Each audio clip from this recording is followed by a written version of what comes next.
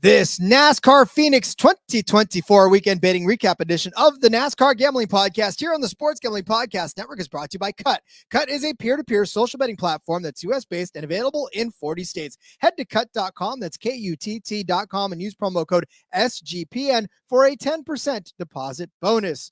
We're also brought to you by Underdog Fantasy. Play their fantasy pick'em for a chance to win 100x in NBA, NHL, college basketball, NASCAR, and more. Sign up today using promo code RACE-SGPN to get a 100% deposit match. We're also brought to you by Champs. Run your own March Madness pool and enter Champs free bracket contest for a chance to win $1,000. Go to sportsgamblingpodcast.com/champs to enter today. We're also brought to you by Hall of Fame Bets, the sports betting research platform for parlays, player props, and game lines. Download the Hall of Fame Bets app or visit hofbets.com. Use code SGPN to get 50% off of your first month and start making smarter bets today. Driver, start your engine!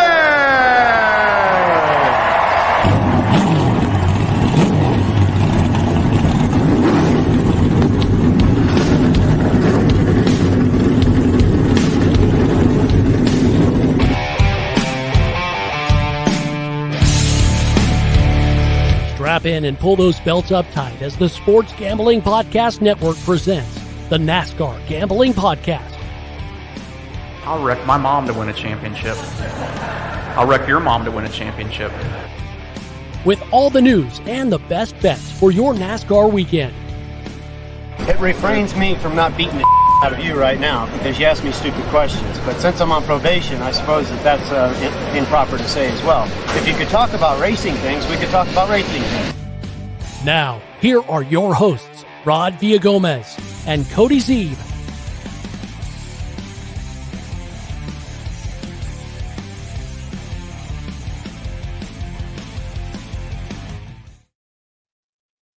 Welcome in, everyone, to another episode of the NASCAR Gambling Podcast here on the Sports Gambling Podcast Network. He's Cody Zeeb. I'm Rod Villagomez. And today we look back at what was and what happened in Phoenix at the Phoenix Raceway for both the Xfinity and the Cup race. Cody's smiling. I have a bit of a different take on the entire weekend. I'm only smiling because we're talking about Xfinity first, Rod. This is true, and we talked about it too just before we went live. We're like, which series do we want to talk about? Cody goes, "Do you want to talk about something happy like Xfinity?" And I was like, "Well, maybe it was happy for you. Certainly was not happy for me." But yeah, so both races were good. Actually, honestly, Cody, I start out by saying, as much as the outcome sucked, I was impressed with both races and how good the racing actually was. Oh, I thought both races were great. I mean, you compare them to Atlanta, right? And you're not going to think it was as good. You compare it to Vegas last week, and it's probably not going to be. But you've got to have Phoenix expectations for this type of race. And I thought it was a good race. It was exciting. You know, it wasn't just dominated by one driver. You know, either race really. It wasn't just dominated by one driver. It wasn't a runaway. There was constant storylines. There was constant strategy. Crazy things happening near the ends of races. Just as I predicted, Rod, we'll get into it. But no, I thought it was good racing this weekend. We cleaned up, or at least my side of things cleaned up in Xfinity, so I'd love to see that. The Cup Series race, we'll break it down. We'll get into it. But again, you know, we were right on a lot of things. We got really good numbers on some stuff. It doesn't always hit, and it's frustrating when it doesn't. But knowing that the process was right, knowing that we got in on things before the numbers were cut more than in half is always a nice thing. Even if it doesn't end up being right, means the process is good, means they're going to hit, later on down the road. We kind of stole one on Saturday, gave it back on Sunday. That's kind of how it goes. But overall, good weekend. It was fun watching the racing. IndyCar was back. F1 was back for another week. We'll probably recap those races on the F1 Gambling Podcast later this week. We had a full weekend of racing. It was great. And Bristol this week. I'm excited for that. But let's not look ahead to too much to that yet. But solid weekend of racing, and I enjoyed it. Yeah, I mean, so full disclosure, I was out all weekend. Well, not all weekend. Friday and Saturday, I was out in San Francisco for work, and I came back on Sunday and sat down immediately. Well, before I said hi to the wife and kids real quick. I waved at them, and before I plopped back on the couch, at least I waved at them. And then I promptly started to watch the Xfinity race. that I missed from the day before. And then as I was waiting for the Cup race to start, I finished the F1 race, then watched the Cup race, and then watched the IndyCar race. So I basically watched prepping for Memorial Day weekend already. Yes, all 1,200 miles of that for sure. Yeah. So yeah, I basically watched almost 870 some odd miles of racing in a day. And let me tell you right now, I was not bored. That was all great racing for all of it, except F1 had some moments, but we'll talk about that. We'll get there. Chat's blowing up, Rod. Walter, no, go chase Briscoe with the money bags. There was a point I was about ready to trade that Mahindra tractor in for a Kubota, for a John Deere, something else, but it ended up being okay. King, back-to-back top fives for the 54. We told you he's going to be good. Now he's just hanging out up front. You know what I love? Matter of time. I believe it was King who predicted Ty Gibbs' win at Bristol. He did. So we'll have to see. I don't remember what his opening number is because odds are out already, Rod. They got at least outright odds, so that's a good sign for tomorrow's Cup Series picks show. What I love though, Cody, what I love is that this chat has turned into a victory lap for Ty Gibbs. That's what I absolutely love. We got all the Ty Gibbs fans in here. Yeah. It's great. I love to see it because I'm one myself. It's your boy Nick saying, "What's good, boys? What's good?" Cody Bennett, call me biased as a Blaney fan. I think last fall Phoenix was slightly better. It seemed like there's more passing and racing for the lead than there was yesterday. The championship race always has a different feel to it. You're probably a little biased as a Blaney fan, of course, right? But there is always a different feel to the championship race. NASCAR had their green flag passing stats and all that was better at this race than it has been in the fall or any previous ones in this thing. So I don't know. Phoenix is always a tough one to measure, but again, we thought the racing was good. Obviously, the race in the fall I think was good too. Jeff Jeter saying Ty Gibbs is only on Bristol. My God, we told you, Rod, they were not going to leave his odds out there very long. They haven't. Matt Jones in the chat saying what's up. Cody's calling Ty Gibbs as the 2025 champ. Could be. That's gonna happen for that one. Let's hang tight. Let's hang tight. Next year, that's hey, could happen.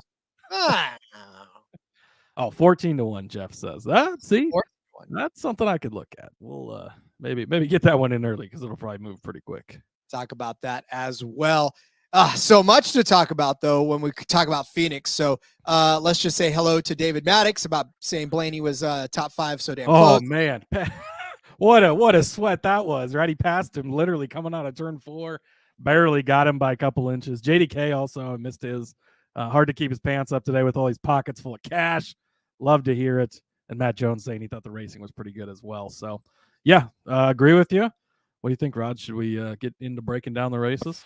I feel like we should get down to breaking down all of the races because, like I said, there's so much to talk about. But I want to tell you first about Kutt. Kutt's a peer-to-peer social betting platform that's U.S.-based and available in 40 states. Peer-to-peer social betting is a brand new and better way to bet. Bet directly against your friends or other users on sports, politics, pop culture, and other events, so long as it's got a verifiable outcome. Plus, it's tons of fun with social features that give it the feel of a betting social network. Kutt offers the lowest VIG as well and fully customizable odds, which means you can create your own bets. Kutt handles the payment side of things, so you never have to chase anyone down for money ever again. Social features like group chats, betting leaderboards, head-to-head history, user profiles, fan groups, and so much more, including rewards. Get cash back every single time you bet against your friends or other users. We're going to have to make a couple of Kutt bets because I honestly can't beat the books at this point. I'm starting to get a little irritated. All the research is good, so maybe I can beat you guys out there. So download Kutt today in the App Store or over at kutt.com. That's KUTT, and use promo code SGPN for a 10% deposit bonus. We're talking about Merch Madness. You get 50% off of everything in our merch store if you use the promo code MADNESS right now. Tell you what, we got plenty of great racing gambling podcast stuff. We got coffee mugs, we've got t-shirts and sweatshirts and all that other good stuff. So make sure you're heading over there. Use that promo code MADNESS. You're going to get 15% off of everything in the store. Go rock it. I know we just saw William get his stuff, Walter get his stuff rather, and Walter's looking sharp in that. So go follow us on Twitter. I think we retweeted that as well. Brought to you by Underdog Fantasy. We love us some Underdog Fantasy here on this show because not only do they give us all the fun football and baseball contests and all those other hockey, whatever sport, but they give us racing, and we cannot play this enough. Did pretty good, actually, on our Underdog picks from the weekend, so at least I got something there to brag about. But, yeah, definitely love to get down on that. All you got to do, if you're playing another sport, pick higher or lower on the projected stat lines. And then for racing, the projected finishes, you can pick better than or worse than. It's pretty simple language, and all you got to do is just pick which side of the fence you're on for it. You could win up to 100x. Just look for those chilies, because that whole multiplier gets a whole lot spicier when you add all of those chilies. So sign up today with our promo code RACESGPN and get your first deposit doubled up to $100, as well as an instant pick'em special. Visit UnderdogFantasy.com or find them in the App Store, and don't forget to register with our promo code RACESGPN to get your first deposit doubled up to $100, as well as that instant pick'em special. Must be 18 and present in the state where Underdog Fantasy operates. Terms apply. Concerned with your play? Call 1-800-522-4700 or visit www.ncpgambling.org. Rod, on the Underdog case, real quick. We are having a contest for March, again, for signups, and we are leading that contest, which shout out to all of you guys. We appreciate that.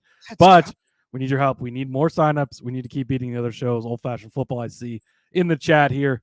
They've won that contest before. Our turn to win this time. Yes, seriously, if you don't have Underdog, it's, despite the fact that they're an advertiser, it's just a great app to have either way. Like, it's, even if they weren't an advertiser, I would say to get it because it's a lot of fun. Every freaking sport you want in there. They've got all the racing stuff. All 3 NASCAR series are in there. F1's in there. All the college basketball stuff going on right now is in there. Baseball's kicking up. NBA's in there. NFL obviously is in there. They'll probably have, I would imagine they'll have NFL draft higher lowers in there coming up. They had the combine here recently. Go sign up for Underdog. It's 100% deposit bonus up to $100, but you don't have to do $100. Even if it's $10 you throw in there, whatever the case is, use our code RACESGPN. Helps us out a ton. We greatly appreciate it. So there's my personal endorsement for Underdog and giving us the help out, because it helps us out a ton. The bosses see stuff like that. Hey, those guys are doing something decent over there on the NASCAR show, and maybe they'll keep us around for a little while. Well, they'll extend our contract and quite possibly give us more episodes a week. Not that there's days in a week to fit them all. I just want to clear something up. Ty Tiger saying 50% off. No, 15% off. My diction is horrible. You guys have listened to the show long enough to know 15's a pretty good deal too. So go get that hoodie order placed. I agree. All right. Well then, look, more Ty Gibbs love too. SC saying Ty Gibbs is going to win Bristol. So everybody loves that. Well then, fine. I'm fading Ty Gibbs because everybody else loves him. We'll put that on Kutt, Rod. I'll take your action over there. Figure out where you think he's gonna finish, and I'll take your Kutt on there because I think he'll be better than finisher. So okay, perfect. I love it. All right. Well then, let's talk about that Xfinity race that happened on Saturday. It was, of course, the 200 miler over there on that course. Call 811.com every dig, every time. 200. I love it. Cody, I don't even. There's really only one thing you need to know from this race, Rod. SVG finished 6th. Congratulations to the Lord and Savior. All right, what's the next race on the? Oh, just kidding. Okay, no. Hold on. I want to go back to that. Because this is what I want to the race should just be encapsulated by this. Okay, I'm going to read you 6th place through 17th. Okay, Shane Van Dien's SVG Jesus. Giesbergen, Brandon Jones, Parker Kligerman, Sammy Smith. But here's 10 through 17 is where I want to highlight. Anthony Alfredo, Leland Honeyman, Ryan Sieg, Blaine Perkins, BJ McLeod. I played BJ McLeod on DFS. That paid big time. For Xfinity? Yeah, I did. Oh, nice. Kyle Wilderman, and he finished 14th. Nick Lights. That was your 10 through 17. You can tell me right now how this race went by the 10 through 17 finishers. It was, I mean, the race overall in a general sense was a good race, exciting. kind of a little bit of a phantom caution there. Should that have been a caution when Haley Deegan hit the wall, Rod? Single car spin-ups are not a caution. NASCAR was up in the box there, and they hit the little "let's create some fun" button, and it created fun. We had the big one at Phoenix. Everyone gets piled into it. Luckily, my Chandler Smith did make it through that one. But, yeah, I mean, really, outside of the top five, we're kind of good for the most part all day. Jesse Love maybe wasn't up there the whole day, but we'll give him some credit for finishing second. So, there you go. Solid day for the rookie as well. But then outside of that, I mean, yeah, a lot of the good cars just absolutely destroyed in that one, which affected some of the bets. And, that's how it's going to go. So we'll jump into it. As SC says here, Austin Hill, top 5 auto bet every single week. Rod, I don't know how many times I have to tell you people to take this bet, but if they keep giving it to us, it doesn't matter where it's at. But Cody, he didn't finish in the top 5 at Phoenix the last 2 races. I don't give a fuck. You take Austin Hill to finish in the top 5 every single week because he finishes in the top 5 more than he doesn't. Plus 220, Rod. Had to survive the chaos, but he did. Found himself there at the end. 4th place finish. Plus 220, it cashes. Chandler Smith, top 5. It's a crime that this was at plus money. Plus 120. Fastest car on the day. We'll say co-fastest car on the day because I think Allgaier was at points the fastest car as well. But top 5 was really not out of the question for Chandler Smith the entire day. So plus 120 for both of those. Nice, solid, strong way to start off the card with a couple of plus money top 5s. Yep, and for about a few laps here, this first one was cashing, and that's AJ Allmendinger over Austin Hill. I mean, tried to tell you, Rod. Well, I'm telling you right now, Austin Hill was not a car. He was not a top 5 car all day long. I know that's how he finished, but he was 15th, and all he did was that's the handicap on Austin Hill, Rod. He's not going to be a top 5 car all day, but that's where he's going to finish. Yeah, and he did. And I thought AJ Allmendinger should have had more for this field, man. I don't know what it was about that 16 car yesterday, but he was 10th and he finished 18th, and he wasn't even involved. I don't know what it is with Colleague in general. Colleague in general is missing big time. Yeah. I mean, the 11 car, I know Josh Williams got spun early and hasn't really had, I think his I don't know if it's his wife or his girlfriend, whatever she is, was tweeting out about how he hasn't even gotten a chance to show what he's got in this car, which I agree with, but man, they're just problem after problem. I think there's maybe some issues over in the Colleague camp, which wow, just that's completely shocking to me. Who would have seen that coming, Rod? Well, you did. But no, I mean, I thought AJ would have something for somebody, but he didn't have anything for anybody, and he certainly didn't have anything for Hill at the end of this. So that was my mistake. I probably should have stayed away from that one, but I gave AJ Allmendinger more credit than he deserved. So, well, and AJ, I think he ended up getting damage in that big one too. So, I mean, he was kind of hanging up there, in the top 10-ish range, like we thought he would. So it's not like you were way far off on this. I know on the final score you kind of were, but I don't know. I had John Hunter Nemechek top 3 plus 150. I still feel pretty good about this bet.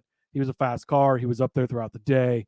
Let's see. He had worked his way up to 9th in stage 1, 6th in stage 2, and was just kind of hanging out there. I don't think he was probably going to win the race, but I think he would have had a chance to be in the top 3 at the end. He obviously, I mean, it was 2nd or 3rd place when he was the car that was turned and began that big one. So doesn't cash, but I don't feel like it was a bad bet at all. He was a fast car. We saw, surprise, Rod. This is completely shocking to everyone I know. JGR Toyotas are fast, and they were fast the entire weekend yet again, actually in both series, but specifically here in the Xfinity Series again, like I suspected. And I would definitely place this bet again, even though it did not cash. I mean, he won stage 2, so he definitely was one of the cars that was out in front. So I think Cole Cutt. No, I'm sorry. I'm looking at the wrong race breakdown. You're looking ahead, Rod. I'm looking ahead. Who won stage 2? No, so he was at least 7th place in stage 2, and then 9th place in stage 1. So yeah, he was in the top 10. He was hanging around, and he was working his way up there. I feel like he started. Where did he start? Because I felt like he started a little farther back. John Hunter started 9th. Yeah. So yeah, I guess he was kind of working his way up, but either way, ends up wrecked, so it doesn't really matter. So for this next bet, allow me to do my best Sam Mayer impersonation. Yeah, that's exactly how I feel. If you don't watch on the YouTube, you need to go over to the YouTube 20 minutes into the thing and watch Rod do his Sam Mayer impression. Talk about guys that can't catch a break, Rod. Sam Mayer or Austin Dillon Has either of them completed 10 laps this season? I don't No. think so. No. Well, Sam Sam Mayer, to his credit, Sam Mayer did 143 laps in this one, and he was up there in the front. I mean, he started 21st, dude. He started way in the back, and he worked his way all the way up to the front. He was jockeying, maybe not played this perfectly. I did not take William Byron in the DFS contest because he was going to be so chalky. I wasn't sold on him. I took Sam Mayer instead. Dude's marching through the fucking field, making me look like a hero, Rod. Yep. And then unfortunately he gets caught up in that big wreck that took everybody out. And yeah, I mean, that's where we're at. I swear to God, this was going to cash because Love ends up finishing second, which, by the way, let me jump back on that Love bandwagon because I jumped off thanks to you. Rod didn't take long for Rod to get. He's going to be fine down the road. Again, pump the brakes. Everybody, you could equate this a little bit to a super speedway race based on all the wrecking. But he still started seventh, though. I still think he's going to be. He's going to be fine. He's just not there yet. Although what I loved the best was the duel between him and Creed. It was Creed didn't want the old car to end up beating him, and it ends up that he did pass him. Jesse Love did pass Creed there at the end. So the two Creed gets can't the second even place beat finish it. again. You know what's incredible? I believe Creed is 3 for 4, finishing in the top 5, Rod. Yes. And yet nothing he's done on the track has made you believe that he's been that good, which is crazy. Next up was the Fade Justin Allgaier segment. I could not have. Let's not fade Justin Allgaier yet. You're getting ahead of We'll fade him in a minute.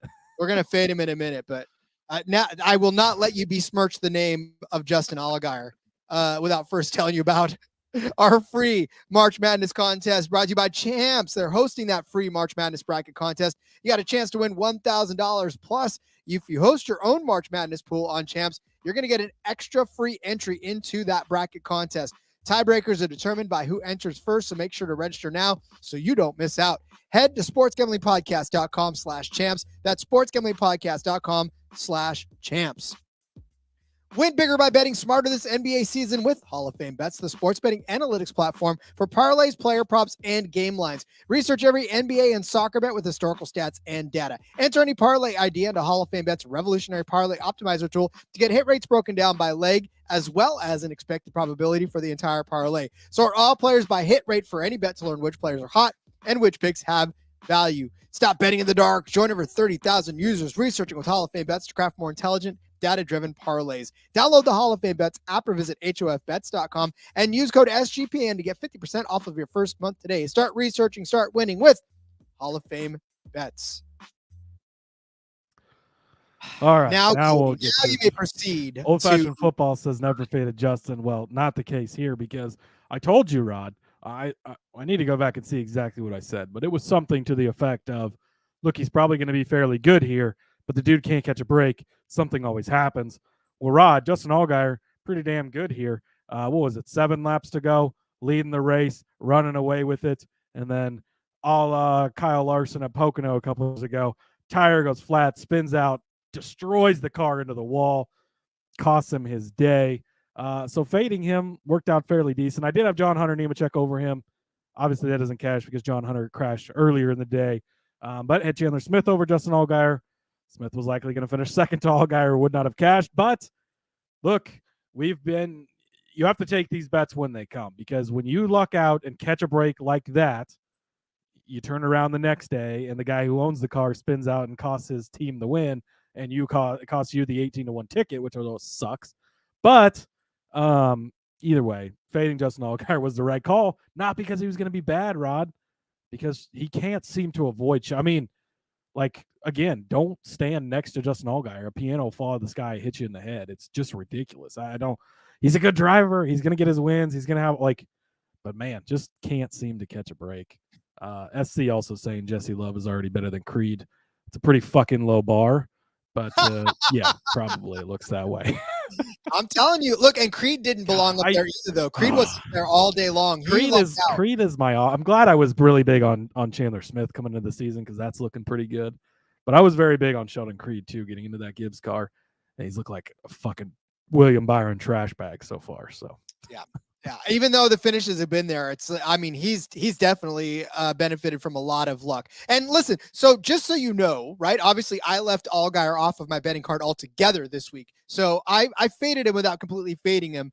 honestly. And I mean, granted, I was only broken from a fan standpoint that he had to blow that tire, but from a betting card standpoint, I was like, okay, I don't care, because I didn't take him because I knew Cody, I knew it this week was not going to be it. He just can't catch a break. It's crazy. You know who else can't catch a break? Riley Herbst, top 5 car plus 190, dude. Started 4th, was in that mix all day long. Riley Herbst, even though that pitting strategy had him kind of all out of whack too a little bit, he still managed to find his way inside the top 5. And he kind of was jockeying for the lead once or twice. I don't think he was going to win this race, but he definitely was kind of sniffing the lead here and there. And unfortunately, gets caught up in that wreck and takes everybody out. Now he finishes 24th, and he doesn't get his top 5. But I'm still going to tell you right now, Riley Herbst would have been a top 5 car had he not had that incident, had John Hunter Nemechek not pulled a John Hunter Nemechek and crashed the whole field. Yeah, those SHR Cup Series, buddy. Yeah, the SHR Fords both looked pretty good. And yeah, Herbst looked great. This was a great call by you. Again, yeah, nobody saw the big one at Phoenix coming like that. And not only the big one, but taking out so many of the big hitters that it did. So that was just unfortunate, and that'll happen. Oh, top Chevrolet, Rod. So close on this. I tossed the William Byron in there because I was so scared of William Byron. Look, I think that, no Xfinity this week. They're going to be back at Coda, I think, next week with the 17, or in 2 weeks with the 17. And I think it's Kyle Larson. So it's going to be hard not to bet on it that week. But the 17 car still hasn't won, and it looked like shit this weekend. Now, Hendrick in general looked like shit. We'll get to that in the Cup Series side of things, whether they were trying stuff. I don't really know what the deal was, but they didn't look that good. And this car was not good. I mean, he did not practice well. He didn't qualify well. Where did he ended up starting in William Byron started in 28. Yeah. So, and then he wasn't running well. Like, he didn't, kind of expect him to run through the field. Sam Mayer did it. William Byron did not. So this was just a miss. I was glad I didn't get any more involved in him. We'll get to that for your side of things. 3 laps down, by the way. He was caught up in one of those wrecks. Well, yeah, but still 3 laps. He had it wasn't like Joey Logano where he was literally being lapped because he was so slow, which we might talk about too. But Austin Hill, top Chevy, Rod.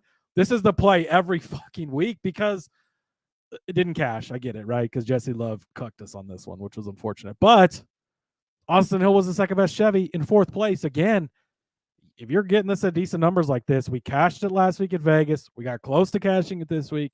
This is probably going to be a bet, much like his top 5. We're going to circle back on every week because it's got a chance. And you look at the field and you're like, yeah, but what about the JRM cars? And I know that Allgaier was better than him, but he didn't finish better, Rod. And what about the Hendrick car? Well, I know he was not better than him, actually. And he didn't finish better than, and like Austin Hill just finds his way there at the end, no matter how his car is throughout the day. So it doesn't cash, but still was a good bet at plus 650. I would definitely make that bet again. Well, I had called out Ford as the winning manufacturer at plus 350, and I said specifically that I thought one Ford was going to do it. Well, for several laps, it looked like that Ford was going to be the Ford to do it, and that was Cole Custer. He led 61 laps in this race, and I'm telling you, if it weren't for that stupid Haley Deegan caution, Cole Custer might have. I don't know if he shut down the Ford on Ford crime. But yeah, I don't know that he would have chased down Justin Allgaier because Allgaier was just freaking blazing fast. But Custer he ended up finishing 5th, and that was the highest running Ford. Herbst was up there in the mix. He was, obviously a Ford to be reckoned with as well. Yeah, I don't know. I'm just pissed. Frankie Muniz could have won this race, and and I'm just kidding. He would. What did I tell you about Ford being the winning manufacturer, Rod? I said, is Ford Toyota? No, they're not, Rod. And Toyota should be the winning manufacturer plus 180. And guess what? Toyota's the winning manufacturer plus 180. Again, a little bit on the lucky side because the Allgaier thing, but don't discredit that because, again, when we get to the Cup Series side, we're on the other side of all of this shit happening. So just how it goes. But winning manufacturer Toyota did cash plus 180. Had Sam Mayer top 5 at plus 300. Another reason to be in the Discord too. This was then plus 750 before the race started, and I said to double down on it, get back in on it. Again, not a bet that cash, but we talked about how good he was looking and how fast he was. I mean, starting as far back as he did, he was 7th by stage 1, 7th also in stage 2, and had a really solid run. gets caught up in a wreck like he's found his way to do a lot lately. So unfortunate there, but was still a good bet, I think, and the winning manufacturers, Toyota, did cash. Erica Harper checking in with the poop emoji. So speaking about the Ty Gibbs love earlier, right? She's another huge Ty Gibbs fan, as her picture even is the Ty Gibbs. Chris Tamber saying, "What's up, guys? Time change sucks." Yeah, it does. Yeah, it's definitely hitting us. I think that's why we weren't live last night. It was already hitting us. And then Rye saying Malcolm in the middle needs a dub. And how's it going? Shout out to Rye, our buddy over there. Yeah, I don't know if the Malcolm in the middle dub is coming anytime soon. Nah, but it's fun to watch, and I feel bad for the guy. It looked like he was hurting pretty bad. Yeah, it was nice of them to kind of feature him on the broadcast. They talked to him a couple times, and his excitement too for just like, I'm just out here to learn, and I'm just trying to have a good time and stay out. I got to figure out how to stay out of these guys' way without losing time. Like, you don't get that look at things a lot. So it is, Fox been doing some pretty good things this year, featuring the pit crews. That's been really cool. Kind of getting to know those guys, because obviously, as we'll get to in the Cup race, they're a fucking massive part of this race, whether it's a good thing or a bad thing. And then getting the kind of back marker aspect more with a guy that like Frankie Muniz, who is obviously a well-known actor, is pretty cool as well. Yes, it is, and they're lucky to have him in that car. Consider him the Daniel Dye of the Xfinity Series. All right, I rode the Custer car lift. I only hit 2. We only got 2 pumps on this one. Dude, at one point, this car lift was going all the way to the top. It looks. This was a good call by you, Rod. The hydraulics were pretty much working all the way up to the top of this one. I had Custer over John Hunter Nemechek. That one hit at plus 105, and I think this one would have hit even without John Hunter taking himself out, because Custer was a fast-ass car, and I think he'd have been able to do it. Adam has a top 5 at plus 120. Obviously, this hits because he finishes in 4th. And then a top 3 at plus 225.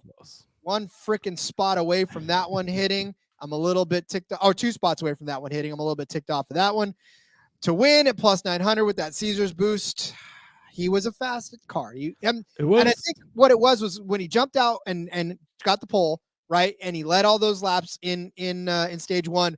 He had a pit crew, a pit thing that got him out, and I think that's what got him behind. And that's really what screwed us, because that whole pit strategy, or not pit strategy, but that pit mistake cost him Chandler Smith, and Chandler Smith ran away with stage 2.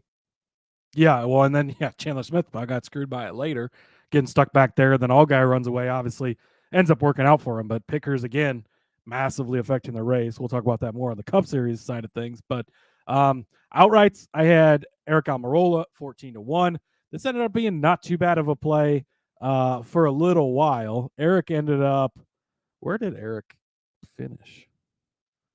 Eric Almirola finish? Yeah, where did he ended up finishing in 31st. Okay, because he was caught up. That's right. Yeah. He was caught up in that. But he was running up there. I don't know that he was gonna win. But he was running up there. Might be done with the Eric Almirola outrights. I think that clearly, well, it's going to be interesting to see what Almirola does, because I think he's sliding into that 20 car for some of those runs. It'll be interesting what he does if John Hunter's not on the field. I don't know. But clearly Chandler Smith is obviously the Gibbs car to target. John Hunter, when he's racing, is the other Gibbs car. Austin Hill, 20-1, Rod, finishes in 4th place. Again, just if Austin Hill is north of 15-1, north of 13-1, probably, you just got to play him every week, because he finds a way to be there at the end, just like we talked about, over in the, earlier on where he finishes in the top 5. He's always right there. And then I had Chandler Smith 6-1. Obviously, that one cashes. Look, he was a fast car in practice. He started 2nd place. He jumped out to the lead pretty early. Got behind at one point with pit crews. Got a little lucky at the end with Allgaier hitting the wall, but Chandler Smith, a fast car week in and week out, something we're going to continue to look at. Sadly, no Xfinity this upcoming week because of they're off for the Bristol week, but nice to cash on the Chandler Smith outright. So very solid day for my side of things. You had a couple of things in there too as well on there for Xfinity, but Xfinity, again, if you're generally only listening to the Cup episode or only betting on the Cup Series, 80-1 on the trucks last week. That paid out pretty nicely. We're doing pretty good here in Xfinity too. So we're going to try and get the Cup ship righted. But we've got some bad luck there lately. And these other series have definitely helped prop up the weekend. Yeah. And so for me, I basically was all convinced that Custer was going to win. And I think that's really where I threw it. But I told you, I mean, listen, you can't.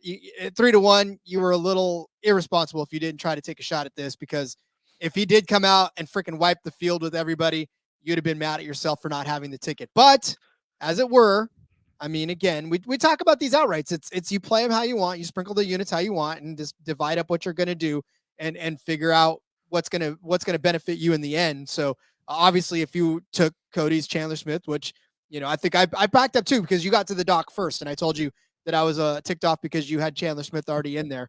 I've actually already filled out all the docs for the rest of the season, and Chandler Yes, Smith is in all of them. So yes, he has. So don't even bother considering it, Ron. yeah, Chris tagging, will SGV get? You missed the praise. We started the show off saying he got a top 6. That was all I wanted to talk about. Rod made us recap the rest of the race, but I tried to just say, hey, he got a top 6. Let's move on, because that was really all that mattered. But Rod made us recap all of my wonderful bets that hit, so that was unfortunate. But yes, SVG, the one thing I will say, he's been doing a hell of a job of just avoiding shit and staying clean, which I just gave Austin Hill a bunch of praise for. So yeah, you can't be too mad about that. And no Xfinity show this week, Chris, because sadly no Xfinity race, which is unfortunate. But exactly. All right. Well, then there definitely is a Cup race this weekend, and they will go to Bristol. But there was a Cup race this last weekend, and they were in Phoenix, like we said. This one too, man. I'm telling you right now, I'm getting tired of nailing the handicap and then having pit crews just blow it for me. Like this is the frustration, and I know that bettors all over the world have the same frustration, and this is like I know in other sports it happens too, but in NASCAR especially, like the driver, you can peg the driver. You can handicap the hell out of the driver. You can get everything right. You can say exactly where he's going to be, where he's going to finish, how fast he's going to run. But the thing you cannot allot for is a stuck lug nut, is a right rear that won't come off, and you have to sit there another 4 seconds on pit road, having to wait for a car because the car didn't let you out right away. So that cost you a couple of spots. Like you can't account for that. And sometimes you can't come back from that. And that's what happened this weekend. I'm so, I can't even deal anymore. Like this is me fired up, guys. I don't know if you've ever heard this side of me. yeah, man, pit crews just cost a lot of stuff. I mean, Tyler Reddick had so many issues with the pit crew yet again this week. It's been a weekly conversation, and really it's unfortunate. I understand it's a team sport and it's part of the game. It's part of the race, but it sucks when you're so right about something and then the pit crew costs and there ended up being some strategy calls and stuff in here. I do want to say shout out to Christopher Bell. We didn't have any bets on him, so he's not going to come up when we talk about the bets, but he had a fucking rocket ship. Great car. He was able to drive through traffic, unlike other people weren't able to.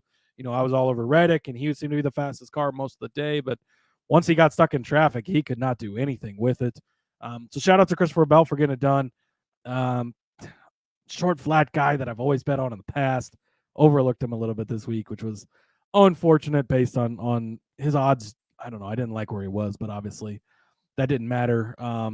He was the fastest car in practice, when you look at the lap averages and stuff. So that's a win for that type of crowd of, waiting till after practice. But you also didn't get Reddick at 18-1 after practice because he was fast there too. So I don't know. That conversation can go either way. But jumping into the bets, Rod, Tyler Reddick, I had him top 5 plus 225 at Caesars, well on its way to cashing most of the day. Also took him top 10. The top 10 odds weren't out, but 110 ended up being what the number was when they posted after the show. Fast, one of the best cars out there, right from the get-go. He was quick. He was taking off. Gets fucked by two things. First of all, the pit crew kept sending him backwards. He kept finding his way back to the front, but the pit crew really needs to figure something out. I mean, I don't want to have to do it, Rod, but I can't do much worse than they're doing. So I would probably do it for a lot cheaper than they are. So, Denny, if you need me, I don't want it to come to that, but I can't do much worse than they've been doing. So I guess that's a bonus for you if I'm going to do it. But anyways, and then Denny Hamlin spinning out.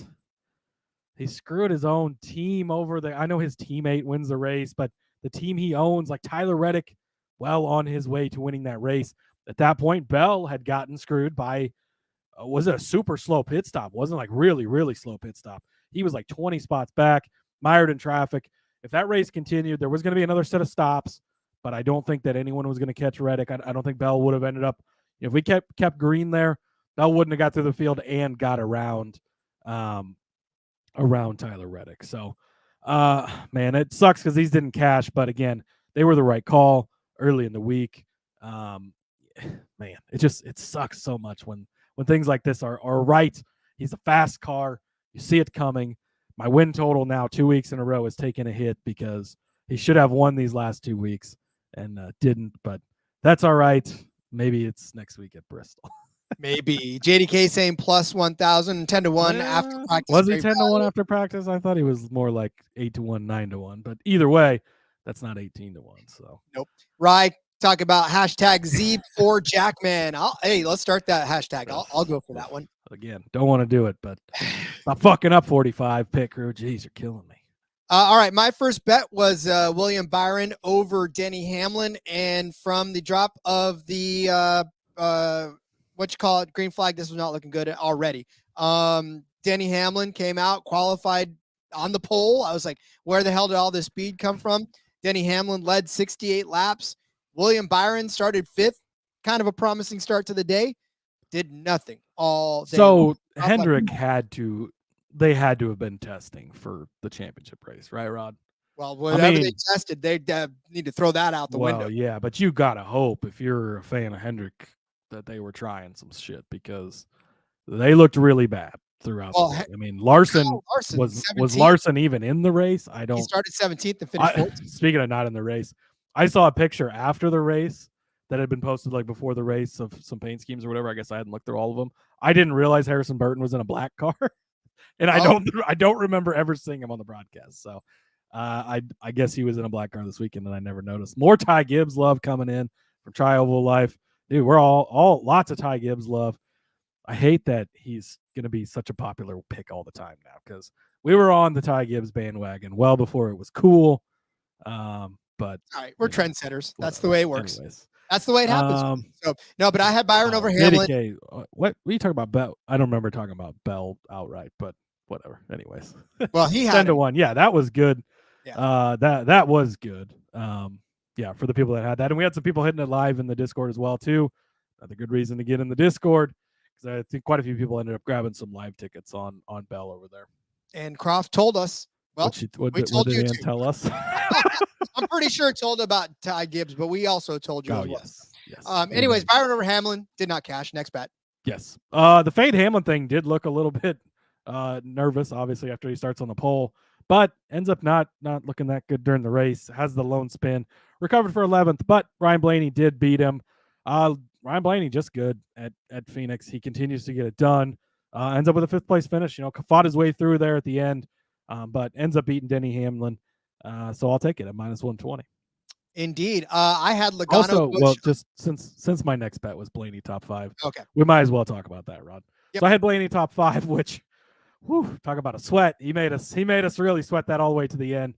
Passes Chastain on the last lap there. I thought Chastain was gonna slide into him and get it back, which he almost did, but didn't. Blaney held him off at the line, so he did catch the top 5 plus 110. Blaney just a guy that's good at Phoenix. I guess that's really what you're looking at there. There's no other handicap than that. I mean, he started 16th and finished 5th. And honestly, he did it in a way that was contrary to what everybody else was doing. Like, everybody else was out front, and then they fell. Like, Blaney just sort of was like, okay, I'm 16th now. I'll roll around. He was 8th or 7th at the end of stage 1. He was 6th at the end of stage 2, and then crept his way into the 5th place at the end. So, I mean, he just sort of stuck around and outlasted all of the madness. So yeah, good on Blaney. I had him as a top 3. Unfortunately, that was 2 spots out. So yeah, that was ridiculous. But I did say he was going to be good. And second place finishes for Blaney. I almost thought he was going to be able to do that again.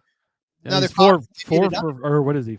5 for 5 now, being in the top 5 at Phoenix in the new car. So yeah, it's in Travel Life saying Blaney, Penske, and Ford are great at Phoenix in the next gen car. Well, I think Toyota found something too, because Tyler Reddick, you throw Denny Hamlin in there, Chris Bell, obviously. looked really good. So remember what Blaney did at the Clash, also no hangover. Yeah, Ryan Blaney's leading the points. I thought that was a great point by Jeff Gluck and Jordan Bianchi on their podcast. Look at the final four from last year, Rod. 3 of them have a win. The one that doesn't is Ryan Blaney, and he was, 0.07 seconds from a win at Atlanta, and he leads the points now. So, yeah, just, man, crazy. Chris also asking if we're going to recap Indy from St. Pete. We had some good plays. We did have good plays. Yeah, I think we're going to do an episode of the F1 Gambling Podcast later this week, which will be, since there's no race for F1 or Indy this week, which is sad, we'll have a combined recap show to go over Indy at St. Pete and the F1 also at Saudi Arabia there. Yeah, there'll be some good plays. Blaney was also involved in the bet before that. So I had Blaney, Busch, and Logano, all his top 10 cars. Blaney held up his end of the bargain. Busch, did he even show up? I mean, was he with Kyle Larson? Oh, he was there, Rod. Yeah, he was there. But things not RCR camp struggling. Joey Logano struggling. I mean, Joey has 3 finishes outside the top 30, I think. Even in Logano's 4 races. Anymore. Yeah. Oof. Starting to, I mean, he'll probably be fine. He'll jump up, win a race at some point. Iowa probably, because we haven't been there. He always wins the new stuff. But yeah, it's going to be interesting to see. Joey's definitely been struggling. And Kyle Busch, we're going to Bristol this week, a track he has been historically really, really good at. But I can't get behind him, I don't think. Coda. I don't see it. I hope he's bad at Bristol this week and everybody sleeps on him at Coda, because that's where I want him. I've got him circled. Is Joey even top 30 in points? Yeah, I'd have to look, but he might not be. It's been pretty rough so far. So top Toyota plays, Rod. These were actually some really good calls by me. Again, and this is why we recap, because just because these bets didn't hit doesn't mean that they were bad bets, because the value you got on them, the number you got, at points, they look like they definitely would cash.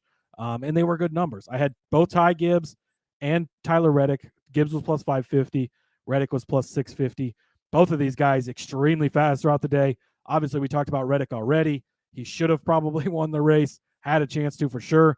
Ty Gibbs almost finished in second, ends up in third at the end of the day. Now, Chris Bell ends up being the top Toyota, but these guys were fast. These guys had good cars.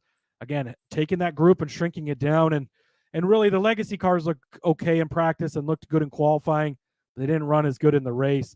So really, you've kind of got that group of 6 still for the most part when you're looking at the Toyota between the Gibbs and the 2311 camp, and that's kind of where you're making this just a big group. So good bets again, I think, and definitely both had really good shots. I mean, plus 550, and he finishes third for Ty Gibbs. Like, you can't ask for much better than that. Obviously, Bell beats him, and the bet doesn't cash, but I think that both of these were good bets, and top Toyota is going to be a market in the Cup Series specifically that I'm going to continue to probably target throughout the year, because there seems to be an advantage to getting bigger numbers in the group setting type of look.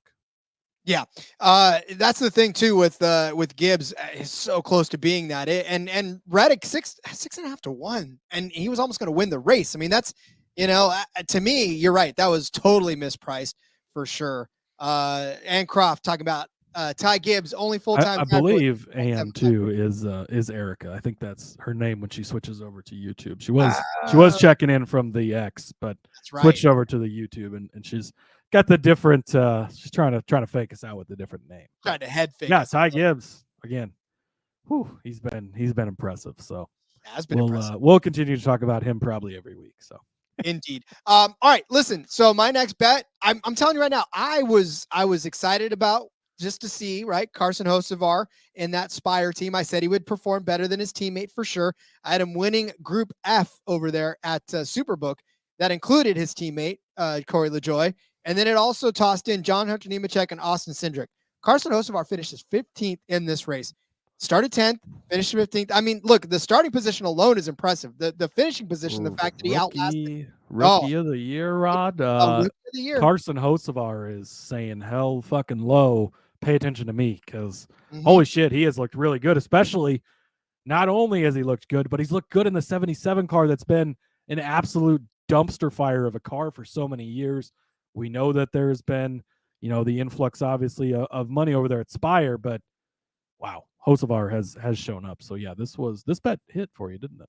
Yeah, I did. Because Austin Cindric Yeah. left early after 6 laps on a crash. So thank goodness to that. What is up with the Cup guys wrecking on the lap 6 every race this season? I don't know. It's They been tend ridiculous. to have it circled on the calendar. Lap 6 we're crashing.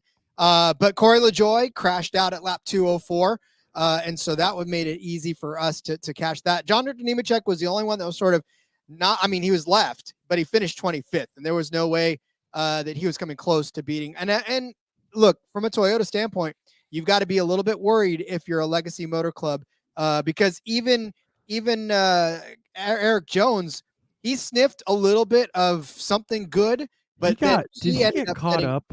He got caught up in. Oh, he got shoved into the. He was mad at Briscoe because I think Briscoe got into Bubba. Bubba got into Eric.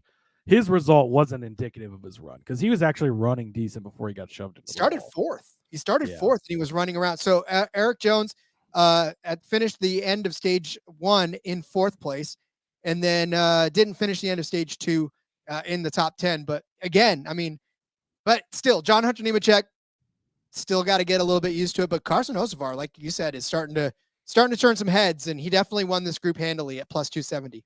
Yeah, absolutely. So that was a great call by you. Mahindra tractor lift kind of didn't go great for Chase Briscoe. I don't know. He was like in and out, and he sort of looked good, sort of didn't. I don't know. I had him over Chris Buescher as part of this, minus 110. Buescher obviously finishes in second. Buescher wasn't running that good all day, though. I think strategy kind of put him up there, and then he ends up with a decent finish, but I don't know. I guess none of this hit because we didn't have top 10 odds. I took top 10 for him later, and luckily that did hit because he finished 9th, but didn't finish top 5. He didn't win his group, wasn't the top 4, didn't win the race. So yeah, it was kind of a shitty broken tractor this week, unfortunately.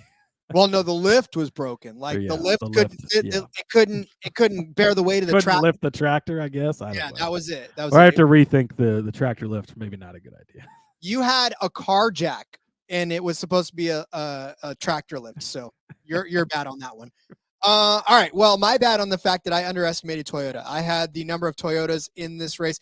And listen, so I told you that Toyotas were good in the fall there, right? I said that they're good in the fall. Well, they just decided they didn't realize they must have sprung forward to the fall this Sunday instead of just push their clock an hour forward. They pushed their entire calendar to the end of the season. So good on them. They got 4 Toyotas in there, and it was Bell, it was Gibbs, it was Martin Truex Jr. of all people, and then Tyler Reddick was in 10th place. So yeah, whatever.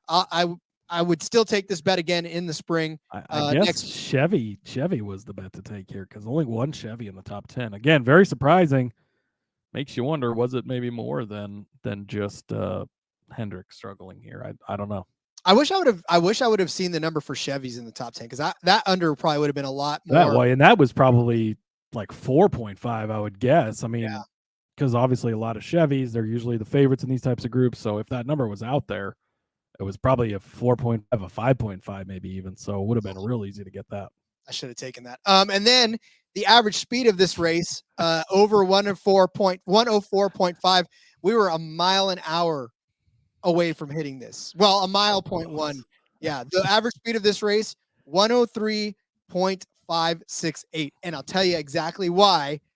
That stupid last caution brought the average race speed down. It was at 105 for a little while, and then that last caution, the one at 206, kind of dragged it down, and then of course the one at 216 dragged it down even more. So this bet was cashing. I'm pissed off that it didn't at the end. So close. If Denny Hamlin hadn't just fucked everything over by spinning out, that bet probably would have cashed. Outrights, I mean, Tyler Reddick 18-1 is the highlight, right? He was the best car. I think probably the second best car at the end of the day because Bell really was a good fast car, but Reddick should have had this 18-1. It was a great call, I think, and I think that you can't sleep on this guy. That's what I've been trying to tell everybody. They did it. If they're sleeping on him anywhere else, I'm gonna just keep taking him. I think that was the right call. I did toss Larson out there at 7-1. This never had any type of chance at all, and like Trioval Life points out here, Suarez was the second highest finishing Chevy in 13th. Larson ends up in 14th behind Suarez, one spot better than Carson Hocevar, Rod. And really, he was, I don't know.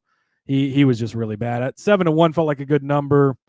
I don't know. I'm so bad at betting Kyle Larson. I swear I can never get him right. But then I tossed out Suarez and Gregson, long shot guys. Gregson impressive again. He was top 10 until like 3 laps to go when he kind of slipped out of it. His tires were fading there, but started 7th place, running up in the top 10 all day. And then Suarez one was just, his number was too long.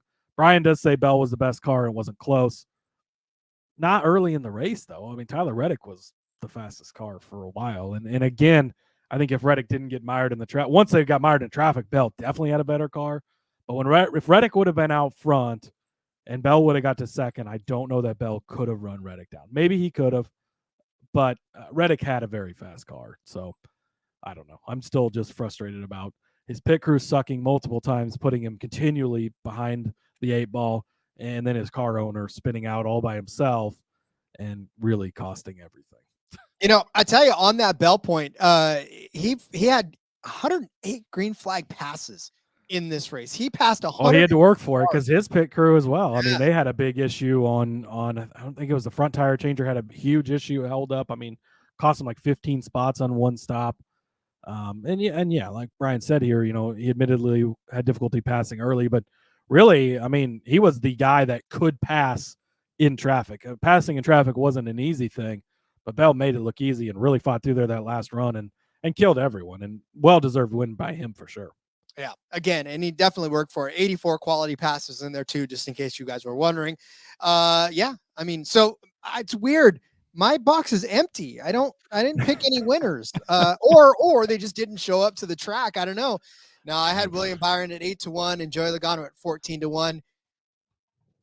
I'll go back and listen to what I said because it would have made sense back then. It definitely didn't make sense when you watched this race because neither one of these guys had anything for the field. Like I said, Byron started 5th, which, that's all fine and well. You think, okay, this is good. This is a good William Byron day. And then nothing. And there was no sniff out of William Byron. And then I'm saying sniff a lot today. I'm sorry, guys. And then for Joey Logano, well, Cody's got it right every single time. I should start listening to Cody, but then all you would get is Cody. Basically, like this whole show would be Cody. Rod, some fun facts about Joey Logano. 42 points in front of Jimmy Johnson, who has 1 start this season on the season. Joey Logano is exactly 30th in points. He is behind Justin Haley. He's behind Todd Gilliland. He's behind Harrison Burton. He's behind Noah Gragson, who had a 35-point penalty. He's behind Voldemort, Carson Hocevar, Corey LaJoie. He's behind Chase Briscoe, who also had a penalty. It has been a bad start to the season. I wouldn't hit the panic button on Joey Logano. I'm actually interested. This is the top, probably getting close to the time of year, and maybe we'll bring this up on podcast. Definitely stay tuned in the Discord because this is the time of year where we need to start keeping an eye on the championship odds. I don't think, looks like the championship odds are locked right now. Oh, wait, I think Superbook actually has them. They do. Joey Logano slipping down to 14-1. I don't know that I would bet that just yet, but I would keep an eye on when guys' numbers start slipping a little bit because they've struggled early. Because a guy like Joey Logano pops up and wins later on, he's likely going to be in the playoffs then, right? And then, like we've seen, it just takes getting hot at the end and nailing it, which Logano's done before. His teammate did it this past year as well. So definitely keep an eye on that market for sure. Travel life, Logano will be fine. His win won't come August, or if he hasn't won come August, then it's time to panic. Yeah. And again, they're going to Iowa. It's a new track, and Joey Logano will probably win that weekend. So, but again, hardest guy to nail. That's why I don't pick him very often because he's either going to be battling for first or battling for 30th. And he really was just battling for 30th this week. I mean, yes, he wrecks and gets out of the race, but before that, he was just getting lapped on speed. I mean, he was racing Corey LaJoie. Not what you should be doing in a Penske Ford from a 2-time champion like that. So Brian also has holding that Bell over 1.5 wins. I think I've got a little bit on that ticket too because that's looking good for sure. And Chastain down to 12-1. His odds have moved down. So hopefully he got in early on that because that was one of my bigger bets. Earlier on before the season. Yeah. So just so you know, and just really so you get a kind of a picture on Joey Logano, he had 0 laps inside of the top 15 all day, 0 times. Crazy. His high position on the day was 18th. Like that was where he was from 18th to 30th all day long. So, but to your point too of taking him at 14:01, obviously looking back, it's like whoa. But look how good Blaney still was. Logano won here before. Blaney's been faster every time. Ford has been good here. It's not like it was that crazy of a bet. So obviously he's struggling. Travel Life wants to name one track that Joey can't win at. I would say all the road courses. I know he's won at Watkins Glen before, but I don't think Joey Logano can win at a road course anymore. Outside of that, yes, he can win anywhere. Super speedways for sure. Short tracks, bigger tracks. He can win anywhere, and likely will get a win at some point. I wouldn't be too worried if I was a Logano fan. And honestly, I mean, he can turn the season around. We're only 4 races into it, and 2 of those were super speedways. So he could turn the season around and climb back through the points and get up there, no problem. So don't hit the panic button if you're a Logano fan. I wouldn't be worried right now. And in fact, I may turn around and be right on him in a short track again tomorrow or next week. So we'll see how that tomorrow too. You never know. Oh yeah, tomorrow. Tomorrow's when we're going to do the show. Yeah. All right. Well, Cody, that was Phoenix. Say goodbye to it for another few months. We'll come back to it again when it's time to crown a champion. Sounds like that could be going away too. Just I know we got to get out of here soon. But Logano, or not Joey Logano, we just got done talking about him. Phoenix, according to Jordan Bianchi, from what he has heard, which he generally is pretty well in the loop, thinks that Phoenix might not be the championship race next season, potentially going back to Homestead, which means load up on the Kyle Larson to win 7 championships, Tyler Reddick to win a bunch of championships. Christopher Bell might get in on some, but I think Homestead would definitely be a better place. So be interesting. Keep an eye on that, but worth noting at least. I mean, it's time, right? It's time to move on. I know Phoenix gives us some great racing, but I think it's time to move back to Homestead. I have a soft spot for Homestead. Why? Because, well, I saw that 48 car win a ton of times. Once or twice he won the championship there, I guess. Yeah, once or twice. Or 7 times, whatever.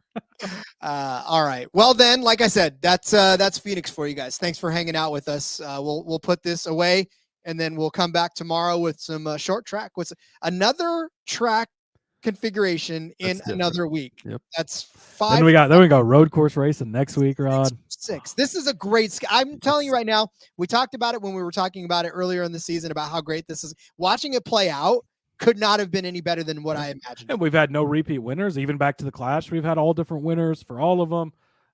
Different teams, different manufacturers have won. I guess Ford hasn't been to victory lane yet, but that's going to change this weekend when Brad Keselowski wins. So stay tuned for the pick show tomorrow. Scheduling notes too. We're time-wise, we're probably going to be all over the board this week because we've both got some stuff going on. So go to YouTube, click the bell, subscribe. Do all that fun stuff. It'll give you the alert when we are going live. We'll have Cup Series picks. We'll have Truck Series picks. Truck Series is back this weekend. No Xfinity. So we've tossed out some scenarios. Everything will depend on what's available different days. But we'll have our DFS show, of course. Maybe we'll get a Trucks DFS show in there as well. So stay tuned for that. Little Truck DFS / Underdog picks. Could be a lot of fun. And then, again, F1 podcast will be over there with the IndyCar F1 recap at some point this week as well. So stay tuned and let's come back and pick some winners for the Cup Series race tomorrow at Bristol. Tomorrow we're going to make the picks for Bristol. Now, we're going to be at Bristol, both of us. That'd be fun. And make our picks. But all right, Cody. Well, in the meantime, as we send everybody out the door, let everyone know where they can find you on social media. Yep. Follow me over on the X at @Husker_Zeeb. Find all my work over there. Ton of basketball stuff going out. I got an ACC preview out right now. I got a Big West preview out. WAC preview is dropping this afternoon. So if you're into basketball betting, I got you covered over there as well. And go sign up for Underdog. Please help us out. Promo code RACE_SGPN. We'll see you tomorrow for some more Cup Series picks. Yes, I echo Cody's sentiment. We want to get that bonus. This is our month. March is our month because both of us are turning another year older this month. And this week, it's birthday week on the NASCAR Gambling Podcast. Yeah, buddy. Rod's going to be 21 finally, so we're almost there. God, I can drink. Oh my God, I was waiting for this day. Yeah, that'll be amazing. And you're old enough to finally enlist in the military, so good for you. Oh, been there, done that. No, thank you. Right? All right. Well, then, follow me on X at RJ Villagomez. Link in the bio, everything I got going on, whether it's here, whether it's a sportsbook review, got some NASCAR stuff going on there as well. And then, of course, in between media, check out Seth and Elliot. They got you going for this Bristol race as well. We'll see you tomorrow with some Cup Series picks. Until then, everyone, let's go racing and let it ride.